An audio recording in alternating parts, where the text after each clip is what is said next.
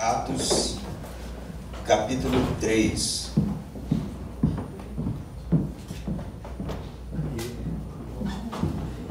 Na história do mundo sempre houve um comportamento muito conhecido hoje em dia, que é o comportamento do seguidor. Na verdade, existem pesquisas, né? Tanto sociológicas quanto psicológicas, ou mesmo filosóficas, sobre o que define o seguidor. Por que ele segue? Sempre houveram aqueles que seguiram, né? Líderes em momentos, bons líderes, em outros momentos, crápulas da humanidade. Mas me parece que, segundo alguns estudiosos, o seguidor, na verdade, é alguém que busca por uma identidade, por isso segue. A palavra é muito comum hoje em dia nas redes sociais, porque é assim que se define, né?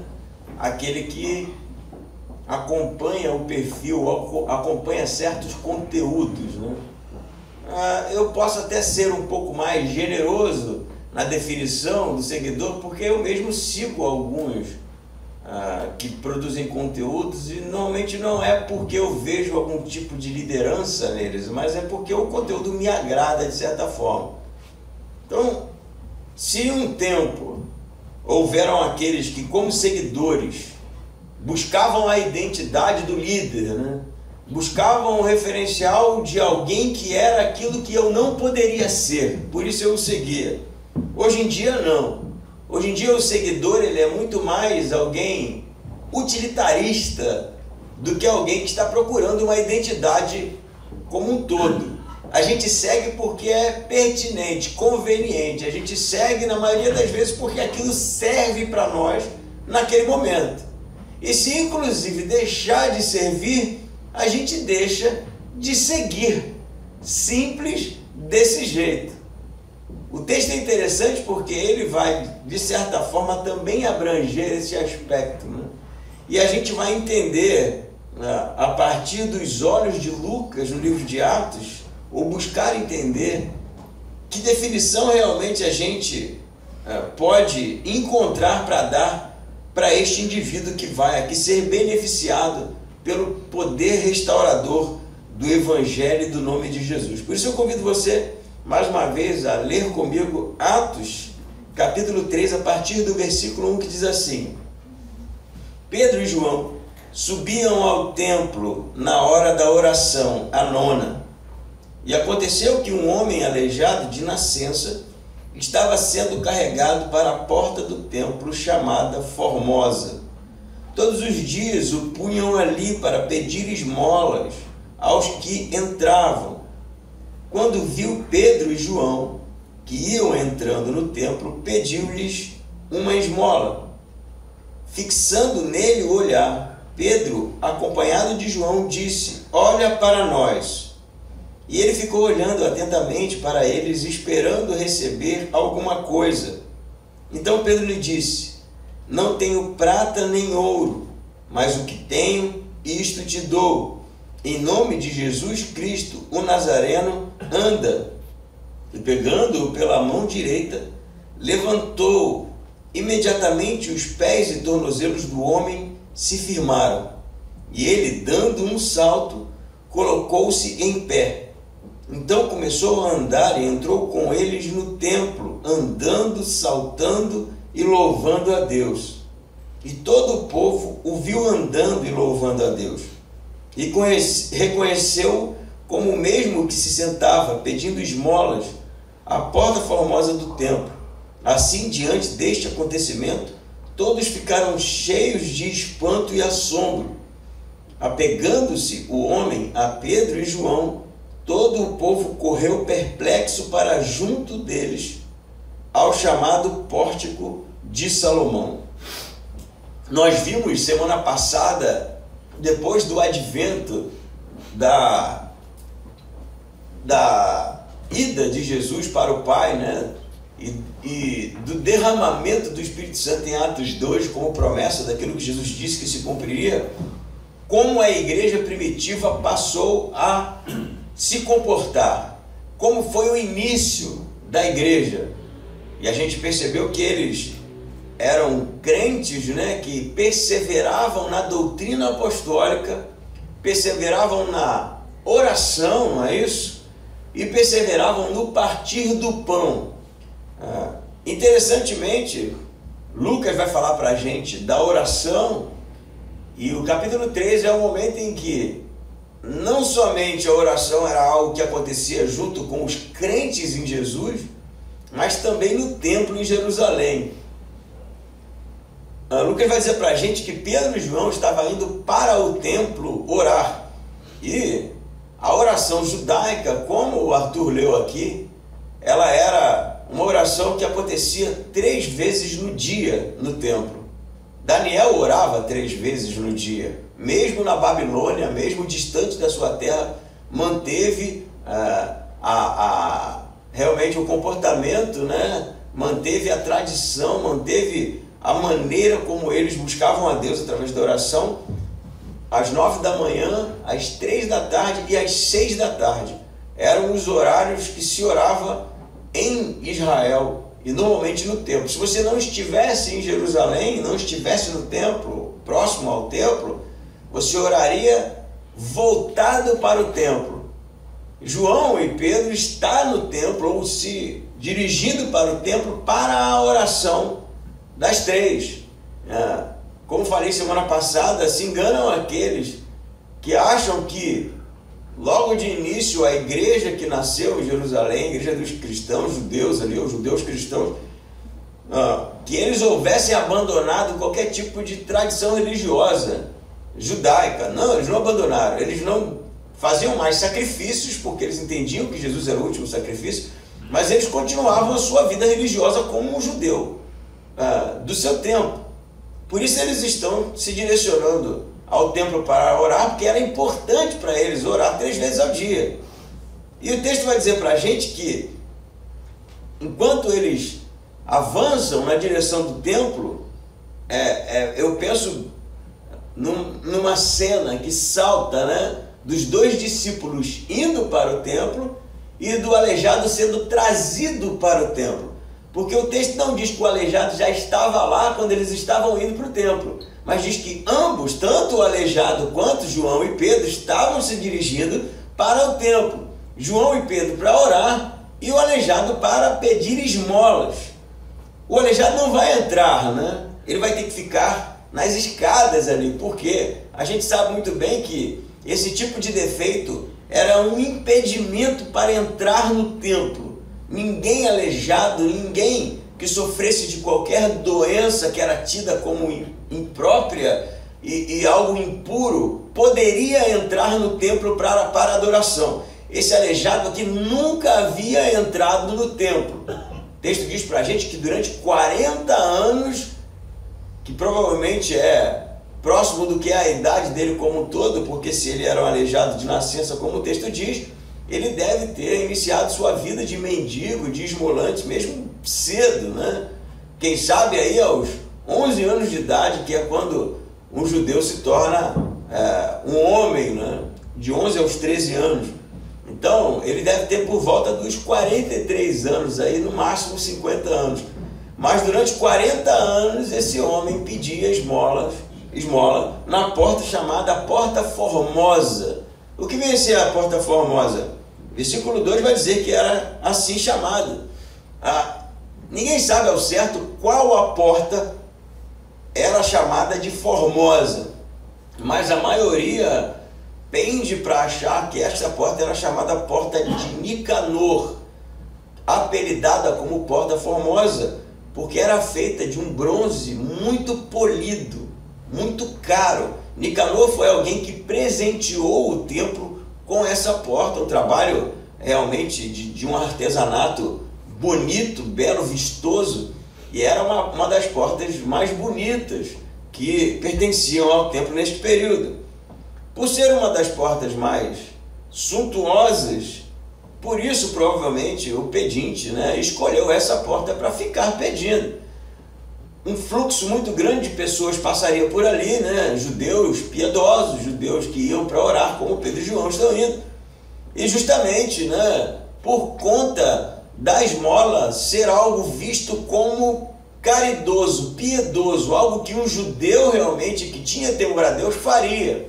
Então é muito pertinente para um aleijado que não teria como se manter, não poderia trabalhar, ele não andava, né? Se sentar na porta com um fluxo maior e viver ali da esmola, da piedade das pessoas.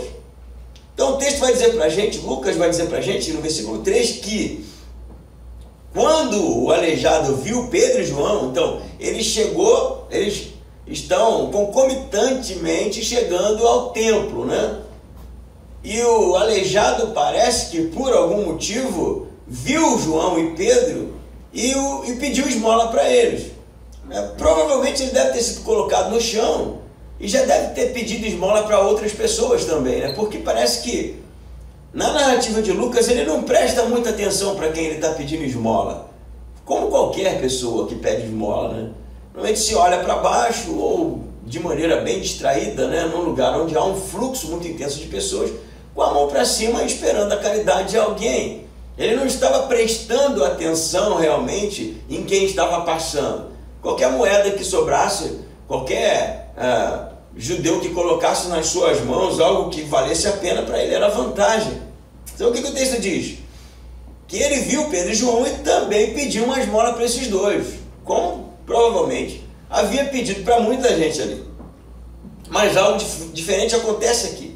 Porque o versículo 4 diz que, fixando nele o olhar, Pedro, acompanhado de João, disse: olha para nós. Então, Pedro ali percebeu algo diferente, né? E que fique claro que as curas que acontecem em Atos não são curas deliberadas, no sentido de que os apóstolos que escolhem quais pessoas irão ser curadas ou algo do tipo. Embora o texto não diga para nós, o que provavelmente acontece nas curas é uma sensibilidade do apóstolo quanto à vontade de Deus através do Espírito Santo para que alguém fosse curado. Porque da mesma forma era com Jesus. Jesus curava aqueles que o Pai desejava que fosse curado. Então, Pedro não olhou e viu o mendigo como uma oportunidade de usar os seus poderes agora recebidos através do Espírito Santo para realizar uma cura e chamar a atenção do povo. Pedro realmente teve a sensibilidade através do Espírito Santo e da oportunidade de realmente curar aquele homem. Então não é o Pedro simplesmente que olha e fala: vamos curar João. Não se trata disso. Se trata de algo muito mais intenso, né? Obrigado, Arthur. Já tem uma aqui, mas vamos com duas que, né? Vai que melhora. Então, Pedro olha para o mendigo e pede para o mendigo olhar de volta. Isso é interessante no texto, não está de graça, né? Olhe para nós. Então, Pedro vai tirar aquele homem de um estado de distanciamento das pessoas, né? Porque no ato de pedir esmola não há elementos de relacionamento com ninguém, né? Simplesmente se pede. Não se está muito preocupado realmente, até porque a frustração deve ser terrível, né? Quando você espera realmente que as pessoas olhem para você como um ser humano, e isso não acontece. E essa deveria ser a experiência desse homem. Então, quando Pedro diz para ele olhar para Pedro de volta, Pedro e João, ele cria uma expectativa de receber alguma coisa. Não é isso que o texto diz para a gente? Diz assim no versículo 4, fixando nele o olhar, Pedro, acompanhado de João, disse: olha para nós. Versículo 5 diz assim: e ele ficou olhando atentamente para eles. Por quê? Porque provavelmente ele pensou: opa, vou receber uma coisa legal aqui, né? Eu vou ganhar uma coisa legal, porque ninguém olha para mim, ninguém me chama, né? E esses dois chamaram a minha atenção: olhe para nós aqui, eles estão aqui, quem sabe, desejando trocar algumas palavras. Eu acho que gerou uma certa expectativa no pedinte, né? Se você experimentar fazer isso com alguém que pede dinheiro na rua, você vai perceber automaticamente que ele deixa de ser mais um pedinte para ser uma pessoa ali percebida por você. Há vídeos no YouTube, onde você quiser procurar, de pessoas que fazem isso só para se promover, mas é nítido que aquele que pede dinheiro, quando é tratado como um indivíduo, ele realmente fica grato, não é? Porque realmente as pessoas passam distantes de quem não cheira muito bem, de quem não aparenta estar bem limpinho, né? E provavelmente essa é a história deste homem, né? Então Pedro vai dizer, olhe para nós. Ele então olha, né, para Pedro e João, esperando receber alguma coisa. E aí então, o que Pedro vai dizer? Muito importante as palavras de Pedro. Eu não tenho prata nem ouro. Pensa na cabeça do pedinte aqui. Pô, chamou o cara e ele pensou, opa, o almoço está garantido, né? A refeição do dia eu vou resolver aqui. Mas aí Pedro diz assim, ó, prata e ouro nem adianta esperar, né? Eu não tenho prata nem ouro. Na verdade, se você for ler o texto no grego, não está tão bonitinho assim, prata nem ouro não tenho, né? Como alguém que estivesse declamando alguma coisa, mas o Pedro está dizendo que ele está duro. É isso que ele está dizendo. Ó, dinheiro a gente não tem. É interessante até dar uma parada aqui para pensar no tipo de condição, né, que vivia os apóstolos. Eles eram pescadores, deixaram o seu ofício, né, seguiram Jesus. Jesus morre, eles fogem, se amedrontam, ficam com medo. Jesus então ressuscita, aparece para eles, os comissiona mais uma vez, eles recebem o Espírito Santo. Então começa a acontecer o que a gente viu na semana passada, né? Dos próprios cristãos ali venderem suas posses, colocarem o dinheiro aos pés dos apóstolos para a administração e o cuidado dos doentes. Então, Pedro e João tinham contato com o dinheiro. Se as pessoas estão vendendo os bens e colocando aos pés dos apóstolos para que, né, o problema da fome, ali, o problema social que existia dentro da comunidade fosse resolvido, eles tinham contato com o dinheiro. Mas ao mesmo tempo, Pedro vai dizer para aquele homem que não tem dinheiro. Mas peraí, Pedro, o mendigo poderia dizer, o pessoal está distribuindo lá dinheiro lá para matar a fome do pessoal, o pessoal não está vendendo terreno, tu está escondendo o jogo, tu deve ter um dinheiro aí. Então, o que Pedro está dizendo no final da história não é necessariamente que nós não andamos com nenhuma moeda, né? Nós não temos nenhum tipo de contato com dinheiro de nenhuma espécie, mas o que nós temos nós vamos dar para você. Não é isso que ele está dizendo. O que Pedro está dizendo para esse homem que o que era importante naquele momento não era prata nem ouro. O que era importante naquele momento para aquele aleijado, que a gente vai ver no texto, era algo que resolveria não só a questão do dia do pedinte, algo que resolveria não só a questão da necessidade última dele, que era realmente se alimentar ou comprar alguma coisa para si, ou para se proteger do frio, ou para realmente cuidar da sua saúde, ou seja lá o que for. O que Pedro está dizendo para ele é que o importante para ele naquele momento não era o que ele achava ser importante para ele, mas era outra coisa, que ele não sabe o que é. E aí Pedro então vai dizer, mas isso é importante. A frase é assim no grego, eu não tenho dinheiro nem ouro. E isso tem uma jogada, né, de palavras com a porta formosa, dourada, valiosa, e esse contraste está no texto, porque ao mesmo tempo você tem a beleza e a suntuosidade da porta do templo e a miséria e a feiura do homem sentado na porta dela, né? Tem esse contraste.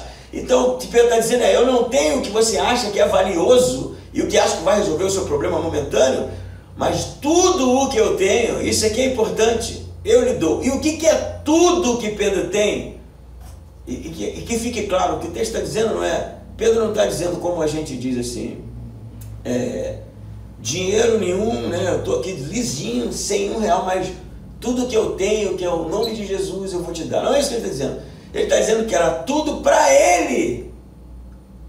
E tudo para Pedro e para João, né, era a pessoa de Jesus. Não era o dinheiro. Porque o dinheiro não ia resolver o problema do cara. Ia resolver aquele momento ali. E vamos supor que ele ganhasse uma boa oferta, né? Alguns vinténs que desse para ele trocar de roupa, tomar um banho, fazer uma refeição ou resolver o problema da alimentação dele por uma semana. Ele ia voltar para lá, aleijado, não realmente seria alguém apropriado para cultuar, não seria alguém apropriado para entrar no templo. Então o que o Pedro está dizendo não é sobre dinheiro isso aqui, é sobre tudo que eu tenho. Para Pedro, o nome de Jesus. E ele vai dizer, levanta e anda. A gente vai avançar para o milagre, mas duas coisas eu acho que esse texto pede para nós. Deixa eu tomar uma água aqui. Primeira delas quando a gente acha, que aquilo que nos incomoda no dia, no mês, na semana, é realmente a nossa necessidade. Isso fica bem latente no texto. A necessidade do cego para ele, ou do cego, do aleijado para ele, era questão financeira. Ele não podia trabalhar. Mas essa não era a real necessidade dele. Ele era um pedinte porque era aleijado, mas acredita que a expectativa de ser curado nem existia.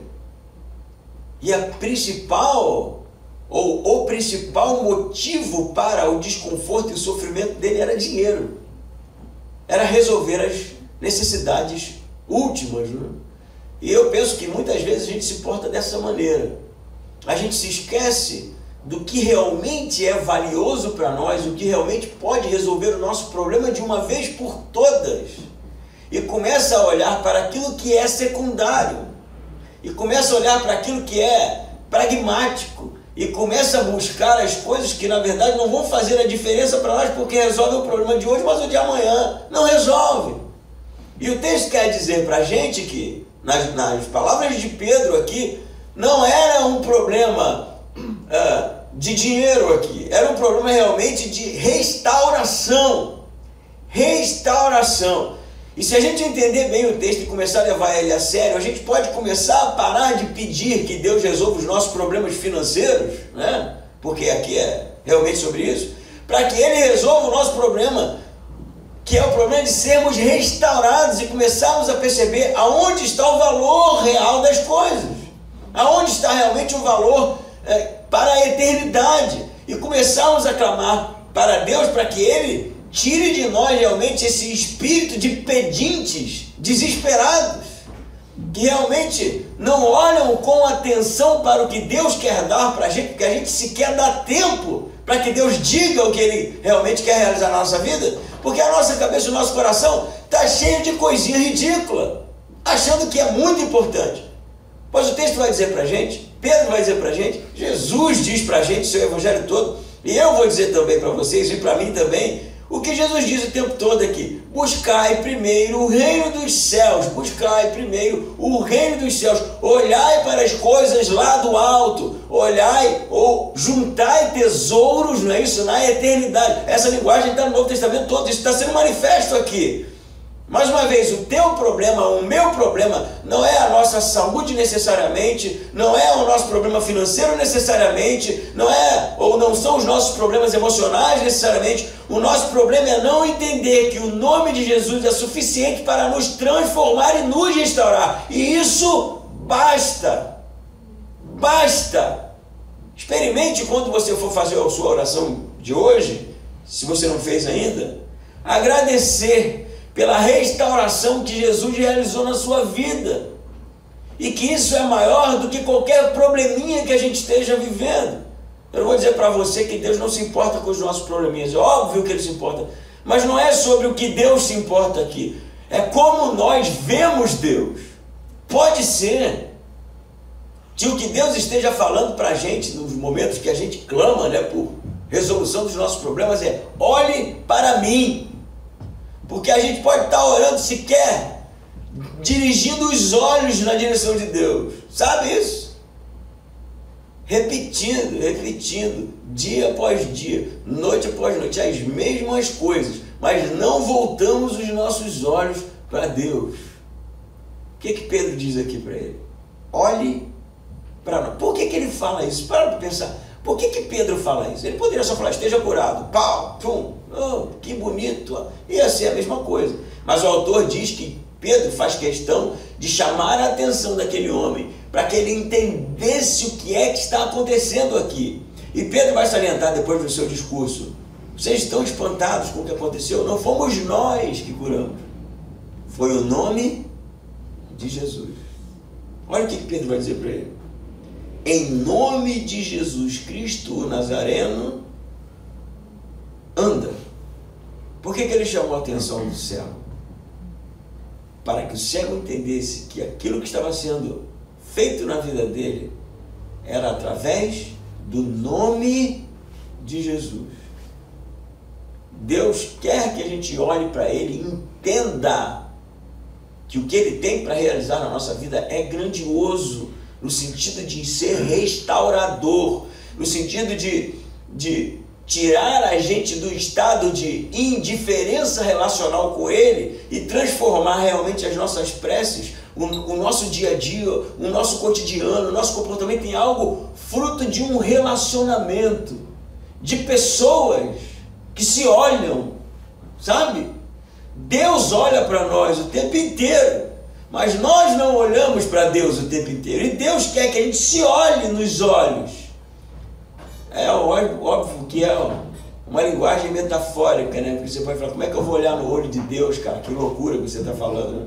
Mas eu sei que você está me entendendo muito bem, porque a gente precisa parar de realmente tratar o relacionamento com Deus de maneira superficial, de maneira rotineira, de maneira distante, de maneira religiosa, de maneira a não ser um relacionamento. E começar a olhar para Deus com seriedade, e começar a olhar para Cristo realmente com intensidade, e parar de ficar repetindo as nossas rezinhas, achando que Deus e Jesus ou o Espírito Santo vai resolver os nossos probleminhas, e clamar pela verdadeira transformação que é necessária na vida de cada um aqui, todo dia, todo dia.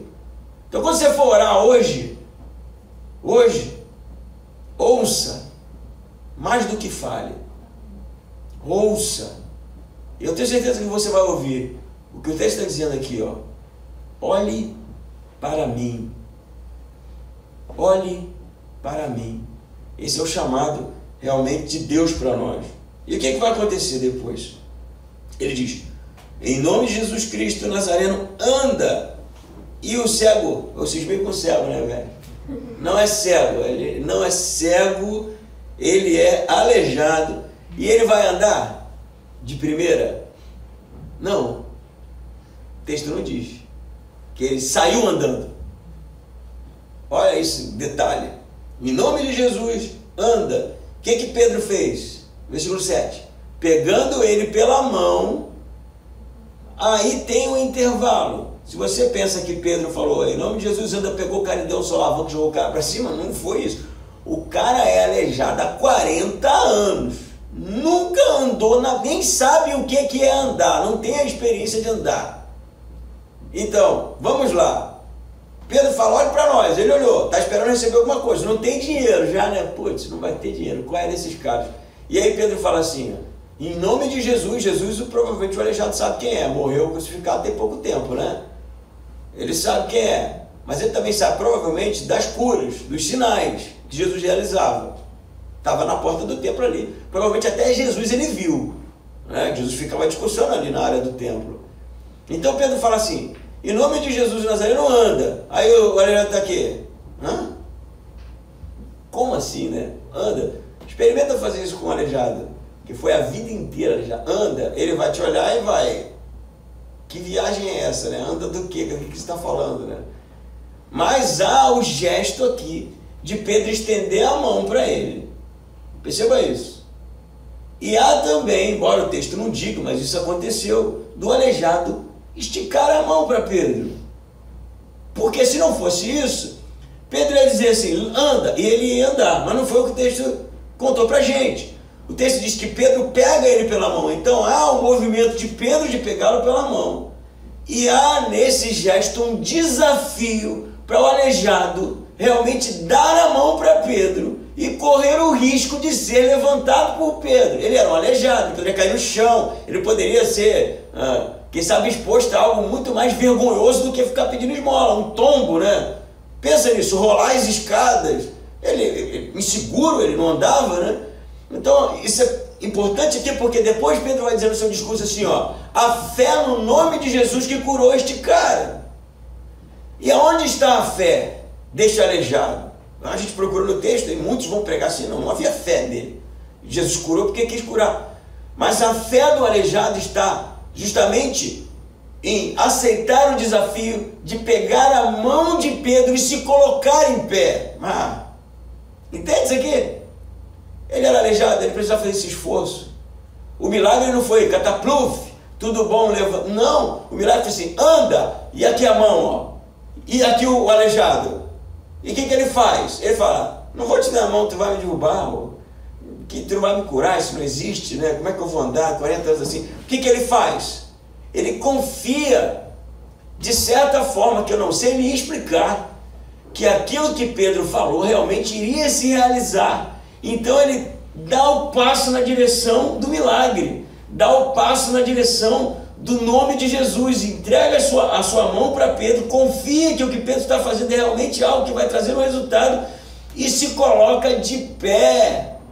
E é no momento que ele se coloca de pé, no momento que ele pega a mão de Pedro e se coloca de pé, que o texto vai dizer para a gente assim, ó, versículo 7, pegando pela mão direita, levantou. Isso é mútuo, né? Pedro não era um cara, né? Vou levantar sozinho um aleijado aqui. Não, ele levantou realmente, conduzido por Pedro, diz o texto. E aí então, depois que ele levanta, imediatamente os pés e tornozelos do homem se firmaram. Cara, isso aqui é sutil pra caramba, a gente precisa entender. Não foi um cataplum e o cego tá andando. O aleijado está andando, né? Não o cego. O cego sou eu que estou lendo errado, né? Eu sou o cego nessa história aqui. Mas realmente há um desafio de confiar no nome de Jesus, a quem Pedro diz representar, e se colocar de pé, mesmo na condição de ser alguém aleijado. Se no primeiro momento eu falei para a gente que a gente começa, ou precisa começar a olhar Jesus, Deus, nos olhos, né? E esperar dele realmente um comando, uma restauração verdadeira, e não as coisinhas que a gente realmente acha serem necessárias para a gente. No segundo momento, há realmente o passo de confiar que aquilo que ele está nos chamando para fazer é algo realmente que vai produzir um efeito transformador na vida da gente. E pode ser que a gente muitas vezes não tenha a experiência da cura, e a cura é uma metáfora para o que você quiser que necessite ser curado na gente, tanta coisa, né? Eu não tenho defeitos físicos, pelo menos que eu saiba, né? Mas eu sei de tanta coisa que eu preciso ser curado, né? De preconceito, de medo, de insegurança. Vai saber, a lista é enorme. Mas a gente precisa realmente confiar. E a confiança não é só uma premissa que a gente repete. A confiança é realmente uma ação.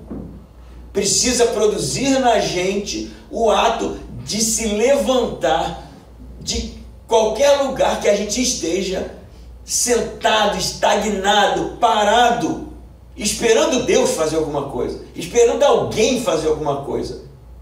Você percebe aqui que tem um movimento, né? Alguém que está parado, aleijado, e de alguém que se lança, que confia, que se agarra e deixa realmente, mesmo na insegurança e no desafio que é proposto para ele, que o milagre aconteça. Você quer um milagre na sua vida? Esse é um jargão bem, né, bem brega, né? Eu acho brega. Quer um milagre na sua vida? Quem não quer, né? Quem não quer um milagre? Perguntar isso é até meio ingênuo, assim. Aceite o desafio. Confie em Deus. E a confiança, cara, é difícil, porque tira a gente de uma pseudo-segurança, mesmo que seja aleijado, sujo, desgraçado, sentado numa escada pedindo dinheiro, mas aqui eu estou seguro. Entende? Cada um tem seu nível de segurança, né? Aqui eu estou seguro. Você acha que está, mas a segurança realmente está na confiança. Eu já disse isso algumas vezes aqui, vou repetir, essa ilustração é bem legal para dizer o que eu estou querendo aqui realmente expressar. De um robô japonês, né? Robô normalmente é japonês, né? Que a grande dificuldade na robótica era imitar o andar humano. Alguns aqui já provavelmente ouviram isso. E há um tempo atrás saiu uma notícia, né, de um robô. Agora eles estão bem melhores, né? Eles andam, você pode procurar, né? conteúdo acerca disso, de como o robô anda mesmo de maneira bem segurança. Inclusive tem uns que nem caem, né? Soldados, né, empurram e ele se levanta. Tem até pequenos robôs assim, com essa tecnologia, que eles lutam e ele cai e levanta bem rápido, estão bem mais ágeis, porque a ideia era imitar o movimento humano, mas ficava ruim, eles ficavam muito durões assim. Até que se percebeu que o grande segredo do andar humano é que a gente não está equilibrado 100% do tempo quando a gente está andando. Em cada passo que a gente dá há um desequilíbrio para que haja realmente o ritmo do andar, né? Se você perceber, você pisa com o pé direito e para pisar no pé esquerdo há um desequilíbrio na troca. Isso que dá a beleza e a leveza do andar humano, e os japoneses perceberam isso, então programaram seus robôs para simular isso e a coisa funcionou. Isso é importante no texto, porque para que os pés do aleijado se firmassem, ele precisava estar num time de confiança, de, quem sabe, desequilíbrio, entende? E o desequilíbrio aqui está realmente, não está numa área segura, não está numa área de segurança, porque a área de segurança é a escada onde você pede esmola, cara. É a escada onde se pede esmola. Essa é a segurança que a gente acha que tem. Tiago vai dizer assim: por que você faz plano? Você não sabe nem se vai morrer. Tiago é bem assim, né? A carta de Tiago é bem durona, judeuzão, né? Você não sabe nem se você vai estar vivo, meu amigo. Como é que você acha que você pode fazer plano para viajar? Você não sabe de nada, não sabe o que vai te acontecer daqui a 5 minutos. Você acha que está seguro, que está no controle? Não está. É uma grande ilusão. Ninguém está no controle. Acha que seu emprego é top, você pode ser demitido. Acha que a sua saúde é inabalável, você pode ficar arrebentado. Você acha que seu amigo, né? Você acha que seu cachorro não vai te morder? Você acha que... Cara, certeza a gente só tem que vai morrer, né? Mas é necessário a gente abandonar este lugar de pseudo-segurança e se lançar no desafio do desequilíbrio, que é realmente não estar seguro de si mesmo, mas agarrado nas mãos de Deus. Quer ser curado? Segure nas mãos de Deus e se levante, dê o passo e avance, porque é no avançar que o milagre acontece. Não é quando estamos parados, estagnados, desconfiados de que o que Deus quer fazer na nossa vida pode nos cobrar muita coisa. E aí o que acontece com o aleijado? Não com o cego, né? Cego é este que vos fala. Mas diz que ele, pegando a mão direita, versículo 7, levantou-se e imediatamente os pés e tornozelos do homem se firmaram. Isso é importante, né? Porque às vezes eu vejo aqueles vídeos de cura, né? E aí a pessoa está lá, cadeirante, e aí ele vem andando devagarzinho, né? Dando espacinho, a pessoa começa a gritar, aí daqui a pouco ele tá bom. Aí não, esse aqui não é desse jeito não, tá? É 40 anos com o pé todo torto, provavelmente, e em um momento o cara sai de um estado de quem está sentado para um estado de quem está pulando. É o que acontece aqui. Diz que ele dando um salto, o cara já deu um pulo, cara. Isso é muito importante aqui. Pedro pega na mão dele assim, quando começa a levantar, ele percebe que as pernas estão ficando boas. E quando a perna, ou o pé, né, na verdade é o tornozelo dele, está restaurado, ele não fica aqui, ó. Opa, peraí, mudou alguma coisa, né? Eu vou dar um passinho primeiro para ver se eu caio, para ver se tá bom mesmo, essa é impressão minha. Ele dá um salto, ele pula. Isso é muito, assim, se fosse um filme ia ser até engraçado, né? O cara começa a pular, ele fica pulando, na verdade. É a narrativa do texto. Deu um salto, colocou-se em pé. Então o que ele faz? Começa a andar e entra com eles no templo. Como? Andando e saltando. O cara fica pulando, cara. Esse cara aqui de repente tinha um dom para ir para as Olimpíadas, né? Saltar, só nunca conseguiu porque era aleijado, né? Porque o que ele faz é ficar pulando. Então você percebe que há uma mudança de estado, de alguém que estava estagnado e alguém que começa a saltar. Então o que o autor está querendo mostrar para a gente? A intensidade do que a cura gerou na vida desse cara. Ele pula agora, ele não está. O texto podia ser assim, né? E seus pés foram restaurados e ele então caminhou tranquilamente, né? Não é isso. Ele salta, louva, adora, pula. Ele está assim. Eu sei que você está conseguindo imaginar assim, uma pipoca o cara está. Ele não para. É efusivo, né? É intenso que a coisa está acontecendo. Tanto que vai chamar a atenção de todo mundo. Não é? O aleijado está andando, o aleijado está pulando. O aleijado está pulando. Você viu? O aleijado está pulando, dando um salto lá dentro. Mas o que mais marca aqui é a ênfase do texto mesmo, de que antes Jesus curava. E agora Jesus morto, ressuscita, é assunto aos céus. E quem é que cura agora? Os apóstolos no nome de Jesus. Essa é a ênfase do texto. Tem a autoridade apostólica, né? Óbvio, vai mostrar para a gente que os apóstolos eram realmente os agentes da cura. Em todo o livro de Atos, falei semana passada, não é todo cristão que estava curando as pessoas, os apóstolos estavam curando as pessoas, porque eles eram uma autoridade aqui, que foi realmente uma autoridade dada por Jesus para que esses milagres acontecessem. E ao mesmo tempo tem a autoridade apostólica e tem a autoridade do nome de Jesus. O que significa? Pode ser que a gente repita isso como, sei lá, uma frase de caminhão, né? O nome de Jesus é poderoso, algo assim que a gente vive falando por aí. Mas o nome no mundo antigo era a identidade da pessoa. Não tinha sobrenome, né? Não existia sobrenome. Você não falava Jesus de Nazaré como se o primeiro nome fosse Yehoshua, né? Em aramaico, e Nazaré fosse o segundo nome. Não tinha sobrenome, não existia. Isso é coisa da Idade Média para cá. Normalmente se chamava pelo nome do pai, né? Seria Simão Bar Jonas, né? Simão, primeiro nome, Bar, filho de Jonas, era o pai dele, porque o pai dele era conhecido, então era Simão, filho de Jonas. Ou algo do tipo. Jesus deveria ser Jesus Bar Josué. Jesus, o filho de José, né? Josué e José é a mesma palavra. Então, o nome representava, porque era a única coisa que a pessoa tinha, era o primeiro nome, a identidade dele. Quando tinha alguma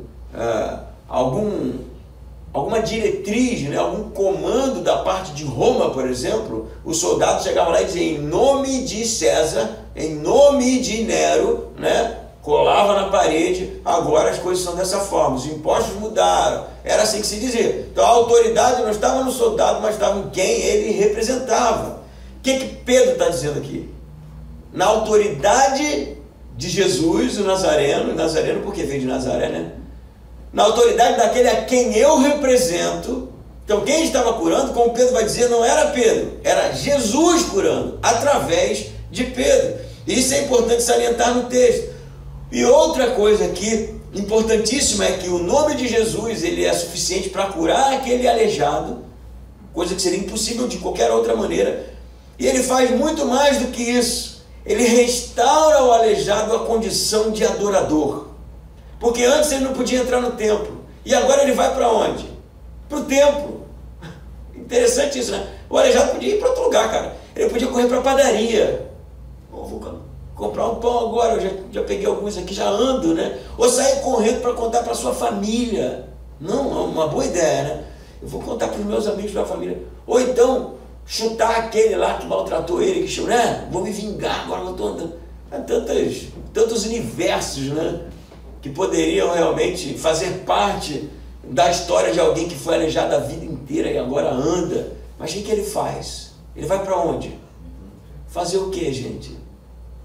Orar. Era a hora da oração, né? Agradecer, adorar.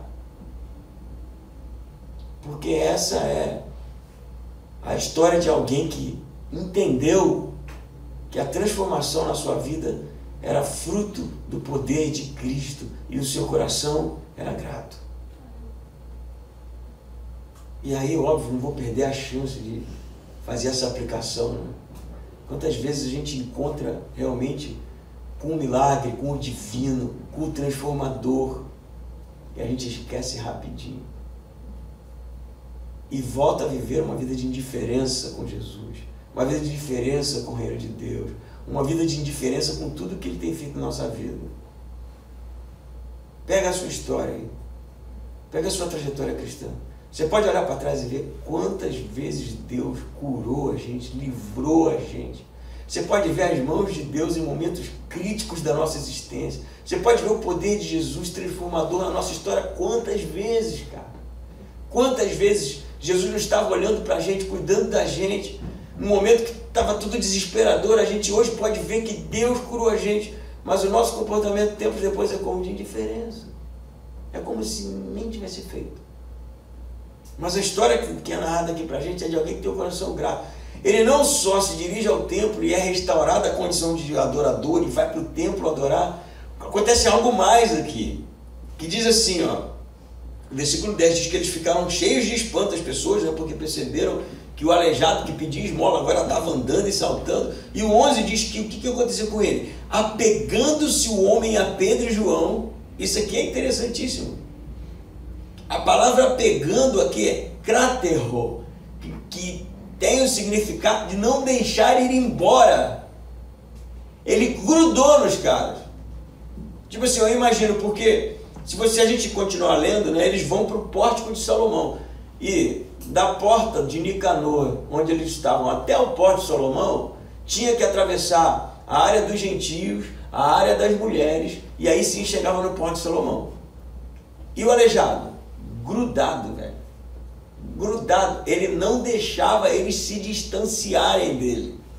E aí, se você for ler alguns comentários, alguns vão dizer assim, não era medo de que se os apóstolos fossem para muito longe, ele pudesse voltar no estado de aleijado.